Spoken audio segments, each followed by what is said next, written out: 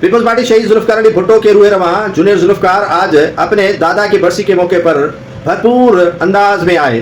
انہوں نے للکارا آصف علی زرداری کو, انہوں نے للکارا سندھ گورنمنٹ کو, انہوں نے للکارا اس سامراج کو جس نے سندھ میں پانی پر قبضہ کرنے کی کوشش کی ہے. سندھ گورنمنٹ کو بھی آڑے ہاتھوں لیا جونیئر ذوالفقار نے اور کہا کہ ذوالفقار علی بھٹو نہ تو بادشاہ تھا اور نہ ہی کوئی حکمران تھا بلکہ عوام کا خادم تھا.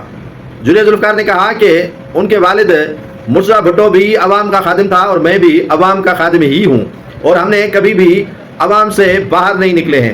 جونیئر ذوالفقار نے کہا کہ اس عوام کا وہ خادم ہے چاہے وہ مسلم ہو, ہندو ہو, سکھ ہو, مسیح ہو, عیسائی ہو یا جس بھی مسلک جسی بھی جو ہے وہ قومیت سے تعلق رکھتا ہو. سندھ کے ہر باشندے کے وہ نوکر اور غلام ہے جو سندھ میں بستا ہے. جونیئر ذوالفقار نے آصف علی زرداری سے ایک سوال کیا کہ گڑھی خدا بخش کے قبرستان کے قریب محل بنانے کی کیا ضرورت تھی, محل کیوں بنایا گیا ہے, یہاں پر قبرستان کے قریب محل بنانے کی سازش یا محل بنانے کی کوشش کیوں کی گئی ہے.